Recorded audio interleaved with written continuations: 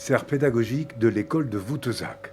Pour Paul, matin calme dans son jardin, il décompresse après Lyon la semaine dernière, les Olympiades, médaille d'or.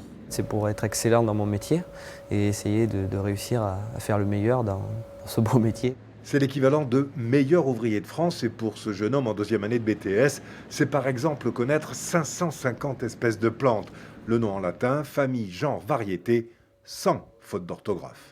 C'est très long, c'est beaucoup de boulot, mais bon, quand on aime ça, c'est que du plaisir. Voilà Paul. Pour l'établissement, un champion de France, c'est une première, de quoi accroître sa notoriété et rendre plus attractives des filières végétales qui peinent à séduire. Quand on a un jeune comme ça qui gagne des épreuves et qui montre aussi que ce sont des beaux métiers, ça peut susciter des vocations. Et on n'attend que cela. À 19 ans, toujours étudiant, déjà un peu prof, en tout cas pédagogue, faisant partager une passion qui remonte à « dès que j'ai su marcher, je suis allé au jardin ». Ceux qui cherchent à en savoir un peu plus, ils apprennent, ils écoutent sans problème, il n'y a pas de souci. Donc là, tu as ta terrine, elle est remplie, tu la remplis. Tu nettoies toujours tes bords, on travaille proprement. Sa passion, le greffage, les fruitiers, les variétés anciennes.